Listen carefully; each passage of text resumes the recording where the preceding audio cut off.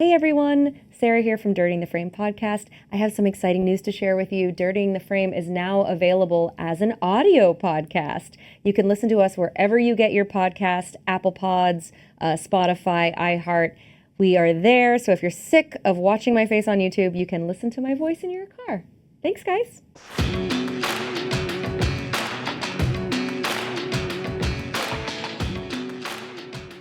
Hello, everybody. Welcome to Dirtying the Frame. Thank you all for being here, and a special thank you to our subscribers on YouTube and our Patreon members. We really appreciate your support, and really, truly, it means the world to us. It allows us to keep the lights on, which, as you've seen, if you watch this podcast, sometimes they go off, and it's not great.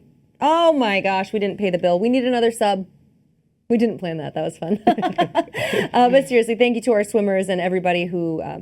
even just tuning in, it really brings me so much joy to every Saturday to tune in and talk to you guys on YouTube and all of that fun stuff. Also, quick update, if you haven't heard, you can hear us now.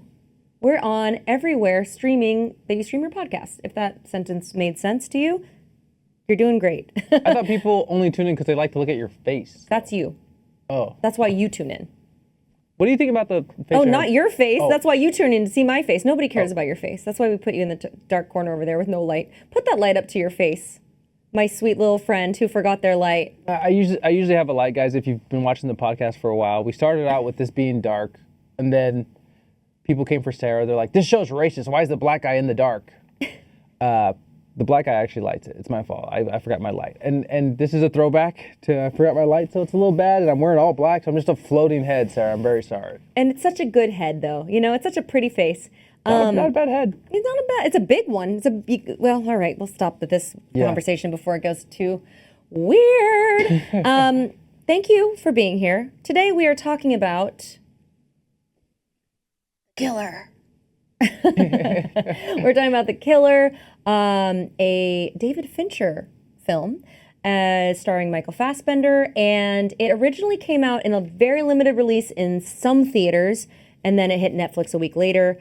I believe that the reason they do that is because it will be up for awards, to meet I don't have a word for this. The theatrical release, the standards or whatever that you have to, to tick off the boxes to be eligible for an award.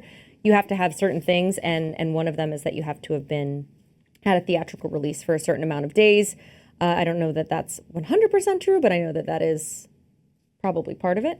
The logline for this movie is, after a fateful near miss, an assassin battles his employers and himself on an international manhunt he insists isn't personal. This movie is available now streaming on Netflix. If you have not watched it and you have access to a Netflix account, push pause, go watch the movie and come back because we will be spoiling it. Quickly, before I give you a brief update on what this movie was about in a couple of sentences, we're going to give you we're going to give you a one-word summary, but I think maybe it's better if I talk about the movie a little bit first. So, we start out on this movie. Michael Fassbender is a killer. He's an assassin. Something goes wrong, and now there's a manhunt. Everyone's after him because he didn't complete his job, and he's in some deep water with some really important people. He flies home and finds that his partner, his girlfriend, unclear, has been brutally attacked, and the rest of the film is about him hunting down the people who attacked her. She's okay. She didn't die. She's just been attacked because they were trying to get him, and he says, it's not personal. Everything's very formulaic with him, but now that his girlfriend's been attacked, he goes on the hunt to kill the people who attacked her, and spoiler alert, he succeeds. And that's the movie in a nutshell. How'd I do? You know what? I think you're being a little bit sarcastic about how simple you explained the movie. That one of my takeaways is that this is a really small film. Yes. It's very simple when you put it on paper like that. It's not an advanced concept. It's actually so simple that you wouldn't think Fincher would direct it.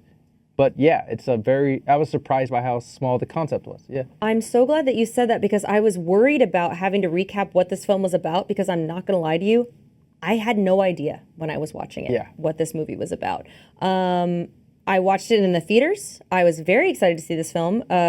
Fincher has historically directed wonderful movies, all of which I really, really like. Oh, are you a Fincher fan? I didn't know that. I didn't know it either, really. But when I went down the list of the movies that I've seen that he's directed, I like them all. Gone Girl, cool. Fight Club. You know, probably Soul Plane, right? Did he do Soul Plane? Mm-hmm. Excuse me, what? What? Soul Plane? Gosh, I'm so hot. I'm so hot next to these lights. I feel like I need we'll turn it red. That helps. Like that Thank better? you. Okay, cool. He's got not enough light. I've got too much light. It's a whole thing. So I went and saw this movie at Alamo when it came out. I love an assassin film. I don't know why. It's like not my personality at all, but I think it's cool when, you know what it is? I like watching people, and Asaad and I share this, and probably everyone. I like watching people who are very, very skilled at something I have no idea about, or even something I do. Like someone who's just like very, very highly qualified and very skilled and very learned about one thing. I find very fun and fascinating. I like thriller type movies where people are, after you maybe, and then you're using your skills, like Born Identity, like all of those things. Love, right? This movie, I watched it in the theater and I just thought, did I miss something? Did I miss an integral part of this plot? Did they say one line that I missed so I watched it again on Netflix at home. So I've got a faceted opinion about this film. I think, Asaad, did you just watch this at home or did you see it in the theater as well? I saw it at Alamo. Oh, right. I saw it at Alamo Drafthouse. And people who are fans of the pod know that we are big fans of the second watch. This is a good option to do a second watch.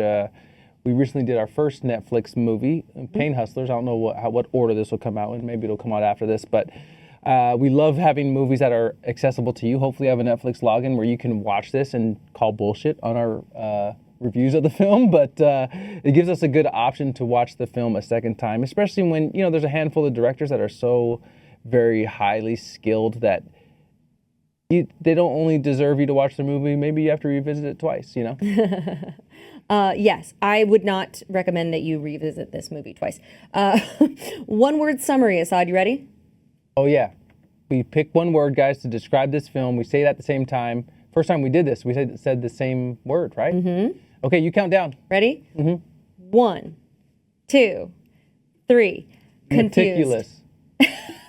Oh, confused was yours? My word was confused. That's amazing. Okay, mine was meticulous. You go first. Cook. In so many ways, I was confused about this movie. As I said, I thought, I must have missed something. I have this terrible trait that I'm working on in therapy that I tend to think that everything must be my fault. Anything that I don't understand it, I'm like, I must have missed something. There's no way that this is just a bad film. You're doing that because that's your fault. I know. Everything is. I thought I was confused, and then I watched it again, and I was still confused as to why you liked this movie so much. And David Fincher, as I said, is widely known as someone who is a meticulous director who nothing is put in the frame on accident. He's thought out every second, every beat, every frame. And unfortunately, this one was a miss for me. First thoughts, Asaad? Ironic, it was a miss for you. It's kind of what this film was about. I have a thing that I'm working on in therapy where I think everything's everyone else's fault. Maybe that's the problem. But that's what my therapist thinks, and who knows what they don't know fucking the thing. I will say this, coming from a Fincher perspective, he has a big cult following. Like, film nerds love Fincher. And I came late to him. I only really got hip to his style of making film in Social Network, which was just like 8 years ago or something. I don't know what year it came out. But even Gone Girl, I didn't really glob onto. After Social Network, I started going backwards and being like, oh, everyone loves him. Maybe I should do my homework there. It seems like I'm missing out on him. This film, and I think maybe I don't want to put words into your mouth, but out of all the Fincher films that I've seen recently, this allowed the most room for interpretation for me. And he spent time on ideals, but didn't really close the loop on them and introduced like 4 different things, It's like, and didn't really close the loop on them. And it's actually a funny film too. It's like one of his funnier films. For me, I was so in, Sarah. But I've always loved Michael Fassbender, But I'm with you. I'll take what you said one step further when you're like, I like someone that's highly skilled. I will just do it. The person doesn't have to be skilled if they're really into whatever they're doing, right? If they know the exacts of what they're doing. And this whole first 15 minutes is Michael Fassbender, where the movie opens up, him talking about killing, the kill he's on, what he prefers, how he prepares for it, the type of kills he likes in his career right now. And this whole time, for me, the best part in the Jason Bourne series is he's in a bar, I think, and he's trying to figure out who he is. He's like, why do I know I can run 7 miles in the dead cold of this before I get a heart attack? And that informational stuff I really dig, and this movie is packed full of it. It's just the killer's voice going through this whole different aspects he's learned over his career, and I was just in from the beginning. I thought the writing was stupendous. I thought the filming was stupendous. It was creepy. Really big fan of this film, man. I was in very early and stayed that way throughout. And that's great, and that's probably my fault. What? Why? I was just doing a callback to our therapy talk earlier. I missed it. I'm sorry. So my first thought was, damn, this movie was supposed to be for me. It was supposed to be my movie. I was so excited for it. You were expecting Barry or something? No, it almost felt like that's what they were trying to do with it. Okay. I thought I love assassin movies. I like Michael Fassbender. I think he's a good actor. I like Fincher. It had all the markings of I'm gonna love this movie. I was super stoked to see it. Original idea. I felt like it lacked personality. It lacked color. I was confused and a little bored, to be honest. You know what? I agree with everything you said except for the bored part. Yes, that's who Michael Fassbender is in this film. I know, and I know that's tough to take that critique, but yes, he's supposed to be unnoticeable. There's not supposed to be anything exhilarating about his life. He talks monotone. He doesn't emote. For me, I think there's a lot of takeaways for this film, but it's an emotionless movie about emotion. And I thought that was really fucking cool, man. I thought, to explain, like Sarah did well, Michael Fassbender's job, you first see him at, and he's so meticulous, you never think he's going to mess up this job. He's supposed to assassinate someone, and he hits a woman on accident. He's like, oh, fuck. And then you get the ripple effect, because he's so good at his job, that he's got to exact revenge on the people that hurt his girlfriend. And he's been emotionless his whole career. And the thing that's driving him to exact revenge is emotion, but he's an emotionless person. And I thought that was a really cool dichotomy of a person, the study of this guy who is kind of a robot with passion. I agree that is a really cool concept. Mm-hmm. I don't think it worked. I don't think that they landed the plane at all. Sure. I don't think, in my opinion, although I would like to say that the way that you described it made it sound much cooler than I thought it was. An emotionalist movie about emotion is a very cool way to describe it. I think that you've got this man, right? So the first scene, he's doing the thing that Asaad was talking about, the Bourne identity, like Jason Bourne does, where he's just talking to us, the audience. He's narrating, right? We see him, and you're hearing his voiceover about these rules that he has to follow to be great, to be an assassin, to do the things that you have to do. And he keeps saying, this is what you have to do. This is what you have to do to be me. This is what you have to do. And then he just doesn't. I'm so confused. He's not good at his job, seemingly. Right? Yeah, he's not a great It's so assassin. Weird. It's he's sitting there telling us what you have to do to be great, and then he's not doing any of the, he's not good. It's crazy. The things you're bringing up are the reasons I like it. Yeah. He says that this had some of the best writing that I really globbed onto. He says, from the beginning of history, the few have always exploited the many. This is the cornerstone of civilization, the blood in the mortar that binds all bricks. Whatever it takes, make sure you're one of the few, not one of the many. And every piece of advice he's giving you, he's just contradicting. He ends up being one of the many in this film, and he's telling you not to be one of the many.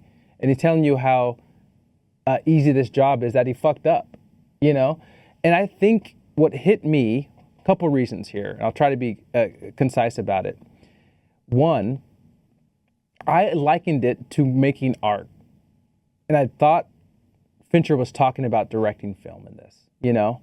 He's like, I will give you hit after meticulous movie, and if I miss once, the ripple effect is crazy, you know? And at this point in David Fincher's career, the only thing we'll remember because of how fast food we are with movies is like, oh, I didn't like his last film, you know?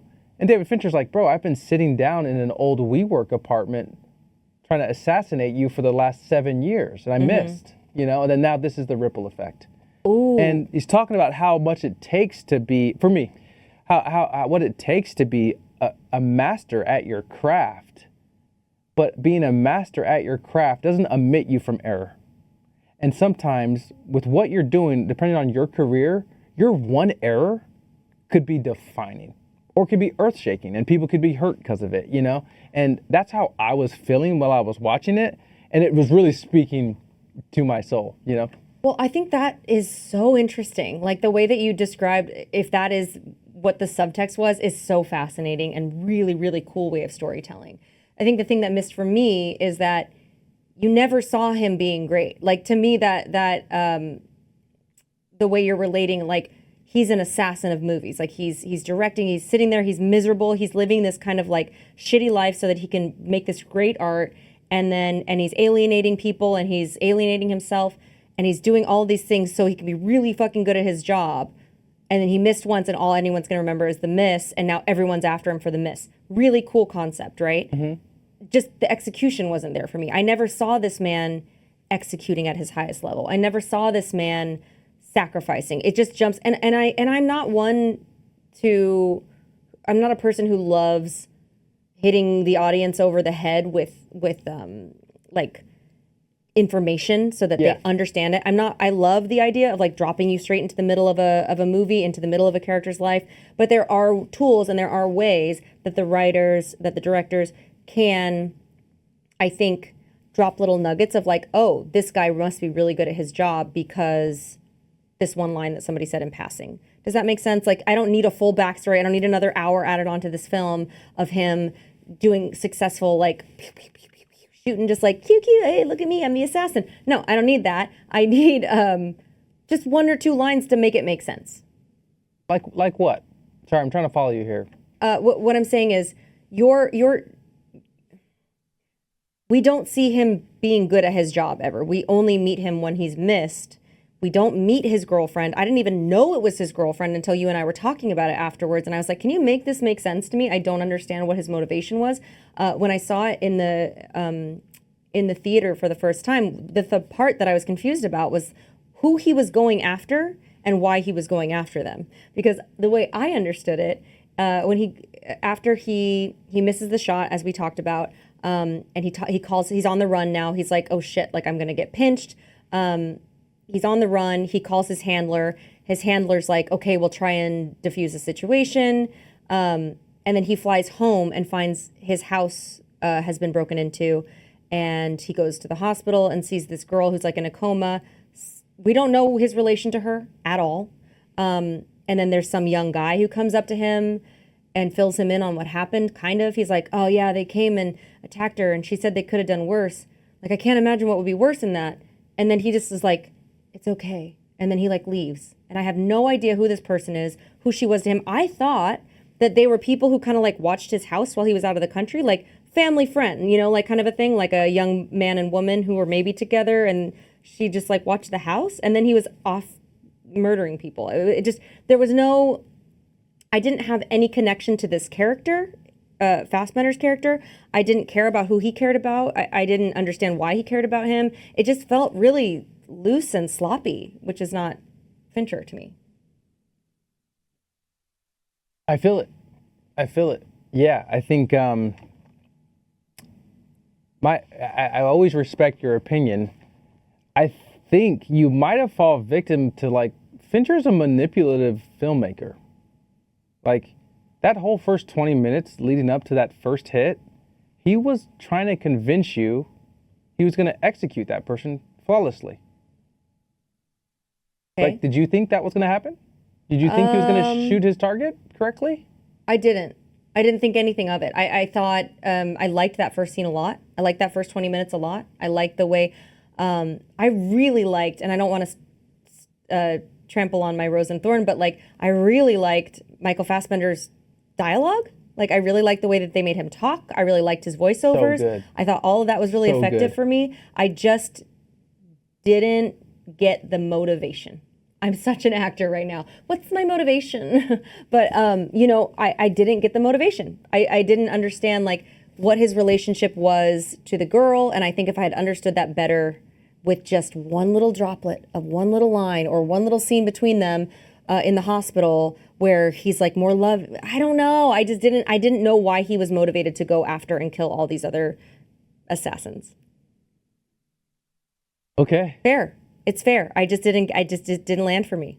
Yeah, I think you wanted more information on a movie that didn't give you the name of their main character. Which was also cool for me. That's fine. But do you understand what that means? Like, you wanted more information out of these scenes that they didn't give you a name of their main character. You know? This was not to hold your hand, this film, you know? And it's a classic, like, unreliable narrator. When you're like, oh, he's saying all these things, but he's shitty at his job. He's an unreliable narrator. Michael Fassbender, all these things he's saying, he's not it. You know?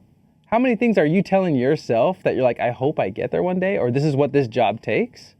Even in your normal job today, like, you can talk to yourself and be like, oh, this is what this job takes, and you're not that person, right?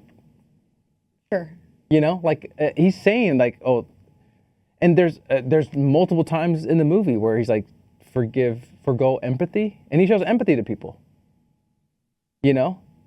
So yeah, I guess like I was giving it a little bit more of the gray because I thought he left a lot of room to play for interpretation for this film, but it landed a lot harder for me because I kind of have that same thing about like telling myself what things take that I'm working on, even though I'm not that person.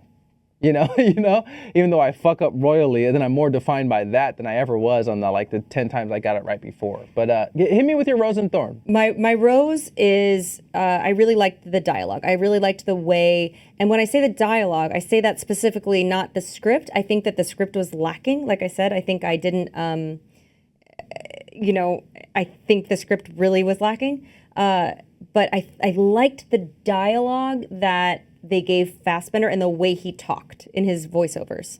They made him interesting and witty and kind of funny, even like you mentioned before. And that all really worked for me. I thought that was really cool. Like he talked cool, if that makes sense. If like he was a cool talker. And I have a second rose because it was between those two things. But one of the assassins that he goes after to murder, one of the people who had attacked his, we're assuming, girlfriend. We don't know because, I don't know, they don't need to give us information in this movie, apparently. So he goes after two assassins. He kills one of them after like a brutal fight scene that was really good. Tilda Swinton plays the other assassin. And he, at the very end of the film, she comes in at the very last second, and this girl. This woman steals the show in the one scene that she has. She's commanding. So good. She is calm. She has gravitas. She has weight to her. And I like the way the scene was written, and I like the way that the scene plays out. And Michael Fassbender, pretty much, it's a scene just between Tilda and him, and pretty much he doesn't say more. I don't know if he says anything. Like he says maybe like 2 words in the whole scene, and she's talking, and she hits that shit right out of the ballpark. I thought she was also a rose for me. Amazing example of like she'll probably on set for 1 day or 2 days and just like crushed it. Not even. Like, she was definitely on set for 1 day. Yeah, and I think that's like a cool thing about today's environment of actors is like there's so many great actors taking smaller roles now because there's so much content out there. It's like it allows for one of the best actors working to be a day player or something. It's like, just come in and take care of the like third act of this movie and completely crush it. I agree. She was really phenomenal in it. Yeah. What was your rose? So I'm confused, but you like the dialogue, but you don't like the script. So you're probably talking about like the story. You don't like the story, but you do like the dialogue? Yeah, I liked the way that his character spoke. That's my rose. For sure, that's my rose. The way he spoke. I thought the writing for him was completely phenomenal. I'm going to give you some of the things he said. It's amazing how physically exhausting it can be to do nothing.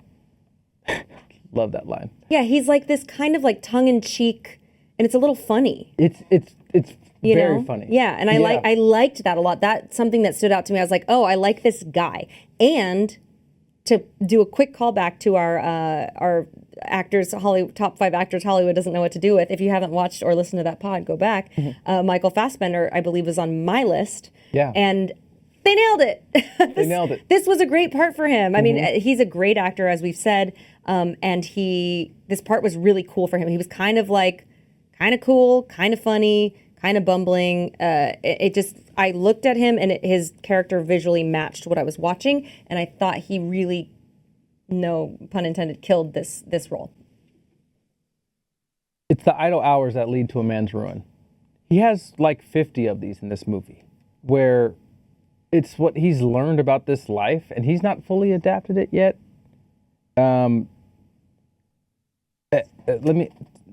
Let's give you some other stuff here. Did you get an advanced copy of the script? How are you finding these notes? Of the many lies told by the U.S. military-industrial complex, my favorite is still their claim that sleep deprivation didn't qualify as torture. Boy, I feel you. Yeah. Oh, you know what? I will say, sorry to interrupt, but I don't have a ton to say about this film, so I will jump in really quick and say I did like the way that they played. He mentions that he hadn't slept a lot in the hours leading up to his job, right? So that's part of the assassination job is he's got to like surveil. He's just got to surveil this apartment until this Mark comes home or whatever. And so he already talks about being sleep deprived.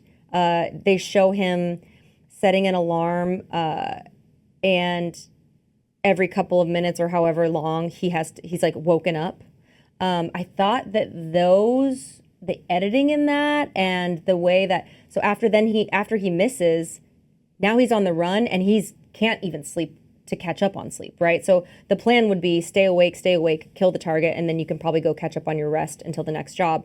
But this man missed. So now he's on the lam and people are after him and he's trying to stay awake and can't sleep still. So that wears on him as the film goes on. He's getting more and more tired. And I really enjoyed the way that they showed that to us rather than telling us. If you'll recall, they use light a lot in that. And I think that's really cool. Do you know what I'm talking about? I do, yeah. So they do, in the very beginning, they do it, and then they keep using it over and over as a storytelling device. They kind of like flash this light. I don't even know how to describe it. Maybe Asaad can do a better job, but they flash this light and he wakes up. And they kept using it more and more. And it's like kind of this jarring thing that wakes him up. And I thought that was really effective filmmaking. This was the first time I've gone into a Fincher film really expecting a great performance from Fincher as a director. You know, I've always just kind of been like, I don't know what makes him so good because I didn't know his body of work that well. Mm-hmm. I mean, and I went into this one and I was like, oh, fuck. I don't want to get into the Fincher cult just yet, but I was like, holy shit, man. This guy really knows what he's doing. And a lot of time me and Sarah talk about the talent of actors being patient. Fincher is so patient with his decision in filmmaking that like one of the things that separates film from real life is like you'll never hear someone cough in a film without it meaning something, right? You'll never hear those mundane things without it leading to something. And Fincher is so patient with his story, and because he has to think like a killer, like an assassin who has to calculate everything around him all of the time, he spends a whole like 17 minutes on a botched assassination. Some guy gives him a weird look on a plane, mm-hmm. and then he looks at the guy's socks to identify his socks, and he's like, okay, I'm actually not going to make my second flight. I'm going to stay in a hotel because I think this guy's following me. I'm going to put a glass on the door handle next to a metal plate that I ordered room service just for the metal plate. And all of that is leading up to, oh, this guy's going to fight him in the lobby when he sees him. You never see that guy again. Mm-hmm. And that's such a good example of like, he's taking time to really distinguish where the killer is and what kind of person he is. He's actually giving you these breadcrumbs that any other director would put that in there to lead up to another scene, and you just never see it happen again. To me, it's like really knowing the character and really gutsy filmmaking, man. I was really in on this movie. I think maybe we'll spoiler alert of my favorite movie of the year that we've seen recently, but this was definitely up there, man. I loved how sterile, how cold this was, how if a trained assassin made a movie, it would feel like this. There's no hugs, there's no kisses, there's no over talking in it. It's like, this is direct, you know? We get to the point, and all of his talking sounded like he was trying to convince himself the whole time and talking about something that he wasn't. So that's a really good point. He does say that after, and I thought it was really weird, but when he put it like that, I'm like, okay, yeah, that makes a little bit of sense. Like, he'd always be like, this is what it takes. Yeah, and he's trying to convince himself. I was like, why does he keep saying that? Yeah, but as an audience member, you think he's trying to convince you. Like, this is how hard my job is. And that's not the case. You know, the audience member doesn't exist in the film. You know, he's like trying to tell himself, you know, like it's like the same as when you run, Sarah, and you're like around the corner. Come on, keep going. And you're like telling yourself aspirational things, you know, because that's what it takes to finish this run, not because that's who you are, you know? Usually when I'm running, I'm like, this fucking sucks. I fucking hate this. Where's the runner's high? I've never felt a runner's high. This is all bullshit. It's a conspiracy theory to get you to run. Big run. It's big run. It's big run trying to get me to run more. Were we on Rose and Thorn? You were going to give me your rose. I will say I really did like the, again, I think the thing I like about assassin movies and things like that is like the people being really doing things that I wouldn't have thought of and that are really, really smart and know their craft so well, is that when he did that thing with the room service, he ordered room service and then just, you know, the guy's like, do you want me to set it? He's like, no. And he just like takes it, closes the door, and then he's using it to like make sounds in case anybody comes in. Yeah. But then he doesn't even sleep in the bed, I believe. This is when the lighting trick came in, where he was sitting in the chair with the light on. He did.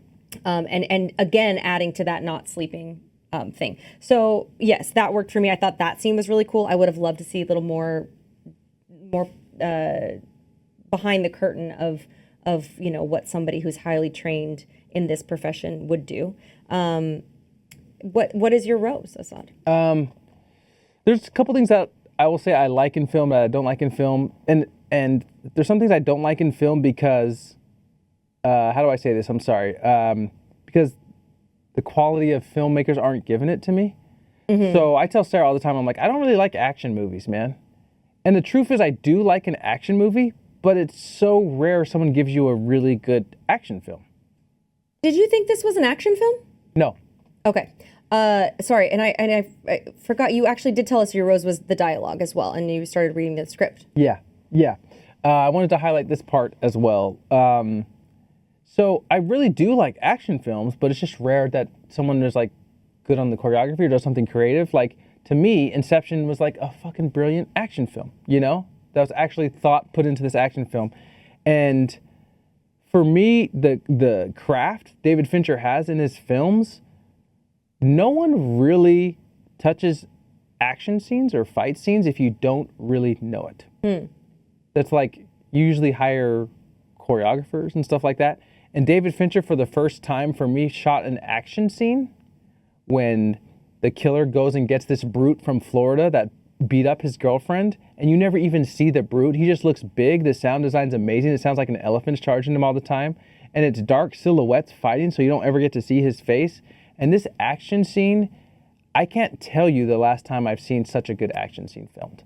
And David Fincher's not an action film director, you know? Like, he doesn't do that, but he's so good at his craft that when these guys are fighting and you get the like physical nature of how big this guy is, when they're slamming into walls, Fincher's either shaking the camera or he's doing it in post. Mm-hmm. And I've never seen something like it. And you're just like getting the full effect. It feels like the intended use of like 3D glasses to make you feel like you're more into it, you know? Yeah. And I just wanted to highlight how good that action scene was. It was the only action scene in the whole film.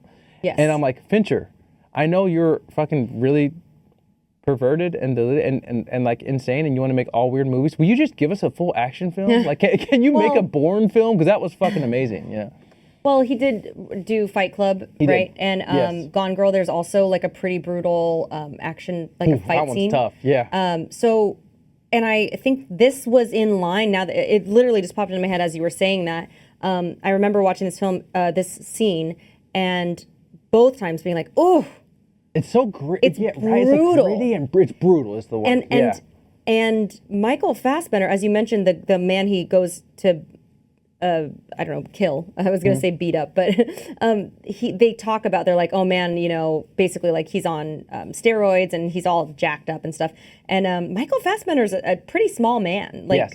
like he looks like he does yoga. He doesn't look like he's lifted a weight in months, you know. Yes. And seeing him just get pushed around by this dude for 10 minutes was pretty intense. But I think now that you mention it, like in Gone Girl, in Fight Club, which I've seen each 1 or 2 times, not in authority, but it feels like the fight scenes in those are pretty realistic, in my opinion. I've never been in a fight, so I don't know, but they seem more than like fight choreographed to look cool for the camera. They seem like really brutal. Like the punches are like the sound design and everything seems really, really like harsh. If Yes. that makes sense. So Yes. so yeah, I think that's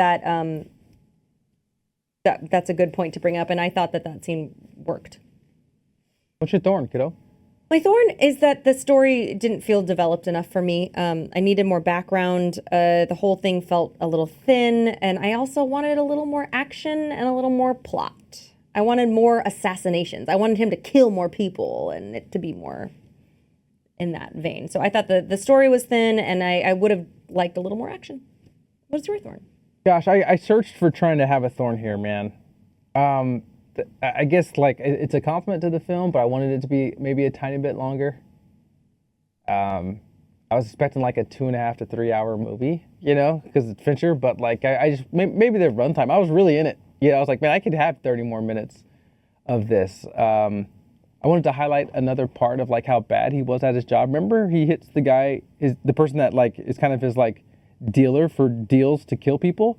Once he goes tits up on his first job, the guy that assigns him his job hires people to kill him, and Michael Fassbender goes, sees him and stabs him with a nail gun or a staple gun in the heart. Mm-hmm. He's like 50-year-old man, 3 nail guns to the heart. I should give him 7 minutes to live, and then he dies like 30 seconds later. Michael Fassbender's like, oh fuck. Oh, I didn't catch that at all. I remember him saying that line of like, oh, it should take.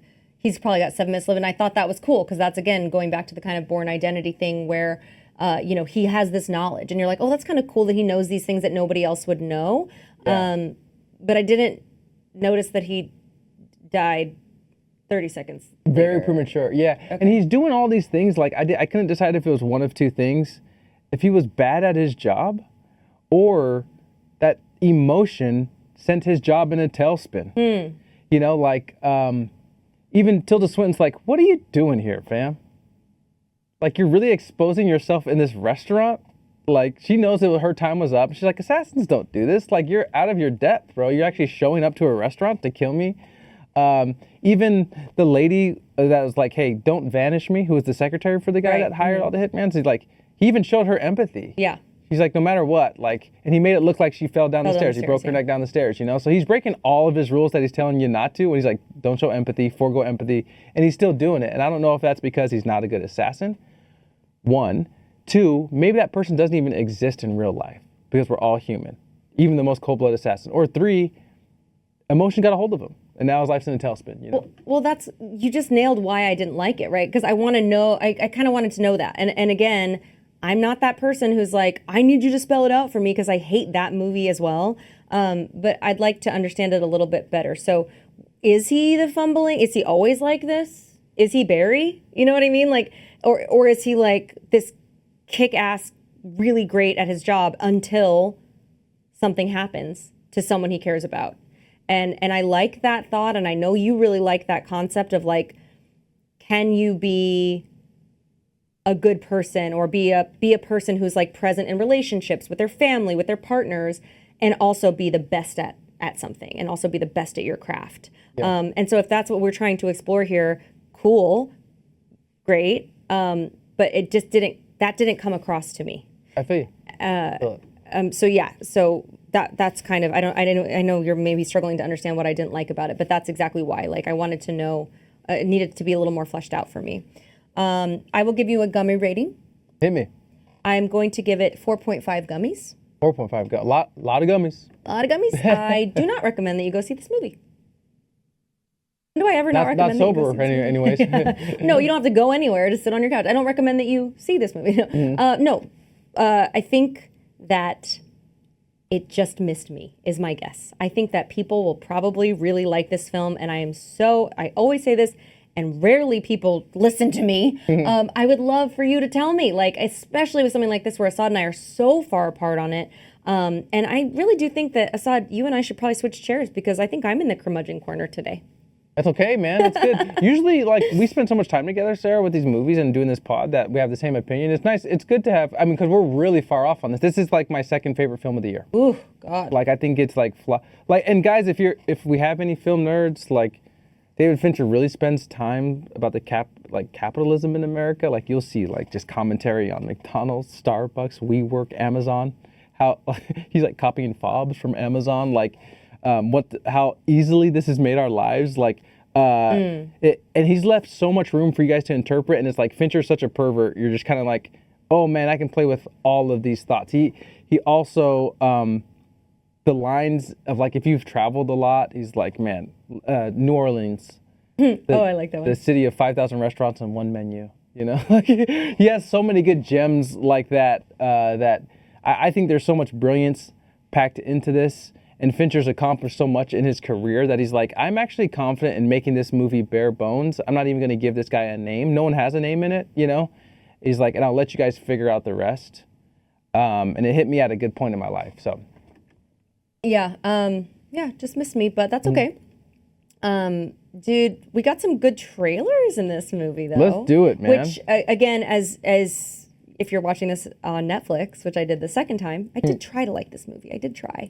I think that you didn't get any trailers, but we saw it at the theater. So my most excited to see, this was cool. This one looks really interesting, and I'm really hopeful that it succeeds and that I'm just hopeful that it's a good movie. I don't know that it'll do like a ton of money at the box office, but it's called American Fiction, and I'm going to give you the logline because I hadn't heard of it before I saw the trailer here.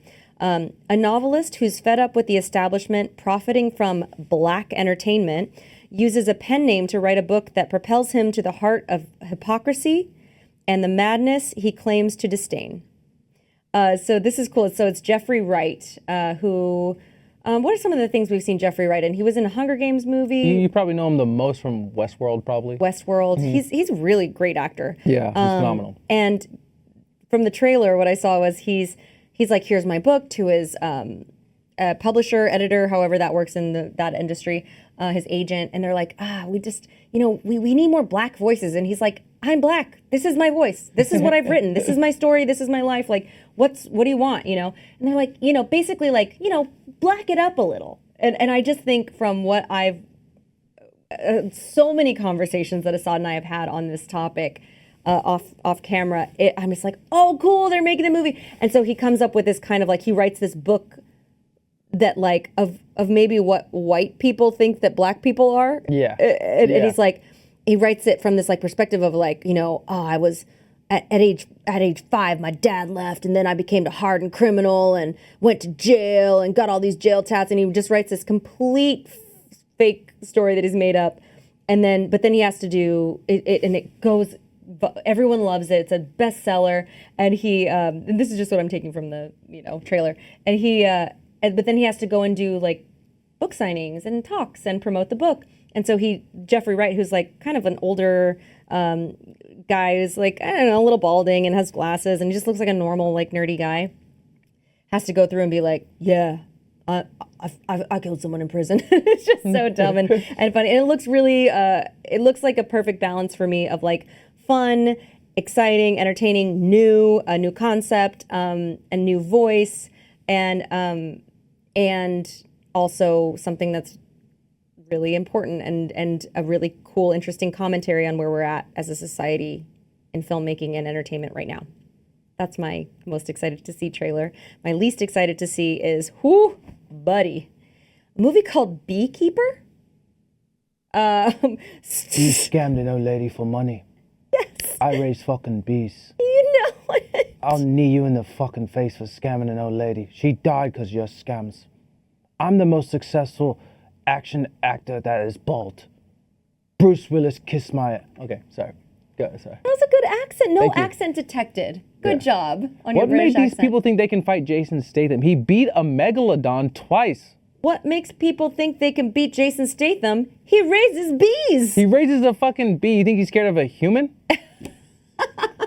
A bee could sting you. What are you going to do, punch me? They're almost extinct. You don't think he'll extinct you? Oh, he will extinct your ass. Oh my gosh. It just poor. I mean, gosh, Jason Statham, I don't hate him.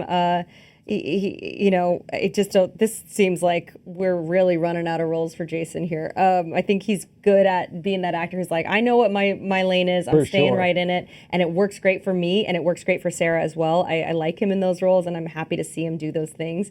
But the Beekeeper, here the logline is, I don't know. In The Beekeeper, one man's brutal campaign for vengeance takes on national stakes after he is revealed to be a former operative of a powerful and clandestine organization known as Beekeepers. But he's also a beekeeper in like a bee suit with bees and everything. Oh, it looks crazy bad. It looks crazy bad. The logline is be there or be squared. That was so weird. You made that up, you silly goose. What are your trailers that you like? Instead of telling you, I think I would reenact it. If you don't mind giving me a serious face to camera 1, and then when I switch, will you give me a serious face to camera 2? Here we go. This was my favorite trailer.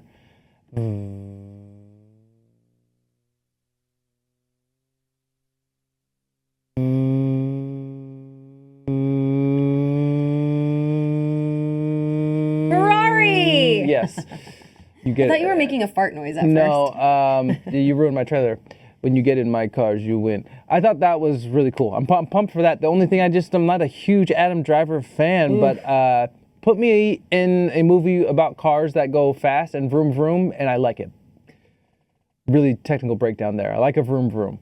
Fast and Furious to whatever that Matt Damon Christian Bale shit was. I've seen that 20 times. I think that was also called Ferrari. And then he also... I love that fucking film. That was my favorite. I'm pumped for that. And then I got Next Goal Wins again that I didn't really love. So. May I quickly tell an anecdote about a clip that I saw of Adam Driver. I don't know if you saw this, Asaad. He was, I think, at a screening for Ferrari. They do like press screenings and also, I think it was a press screening. And some Italian, I think, reporter was like, hey, Adam Driver, what do you say to the people who say that, like, especially the car crash scenes and, like, the car scenes are kind of, I'm paraphrasing here, but are bad. Like, they're not really well done. They're not, it's not working. Adam Driver goes, fuck off. I don't know. Next question. Yes, Adam.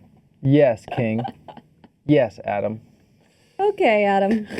Talk that talk. Okay, cool. Well, any other thoughts on The Killer before we sign off, Asaad? No, really quick. What is your double feature for The Killer? 3, 2, 1, go. You go first. I don't know. What do you say? You go first. I don't know. I'm trying to think of something. Ooh, I think I think you go another Fincher movie. Definitely. And I think it's probably like, even though it's tonally different, emotionally you felt a little bit Gone Girl-ish when you were watching this movie. For me. So I'd probably go Gone Girl. I just have a Fincher day, I'm gonna say the first Born Identity. That's movie. That's a cool double feature. Because you'll see a good movie and then you could take a nap. Take that, David Fincher. I love you, David Fincher. Please cast me. Although I have heard that he's famously like really difficult to work with. Like he makes actors do 100 takes. He does. There's a lot of stories of him breaking Jake Gyllenhaal on the set of Zodiac. I thought Taylor Swift did that. Oh, well, yeah, she did too. With Red. She did. Yeah. Famous story that Matt Damon told on the Bill Simmons podcast was like, he was mad at a background actor who didn't know how to walk. When he called cut, a makeup lady came up to Ben Affleck on the set of Gone Girl to do his makeup. And he's like, yeah, that's how you walk. Why don't you walk like her? That's like, all right, man. He's right. meticulous. Yeah, he's the killer. And so good at his job most of the time, but he missed on this one. Missed on this one. Much like Missed on this one. the killer did. Yes. Thank you all so much for watching. Sorry I was a curmudgeon on this one, but come back next time and I'll probably be happy about a movie again. Thank you guys. Thank you so much for tuning in. We'll see you next time.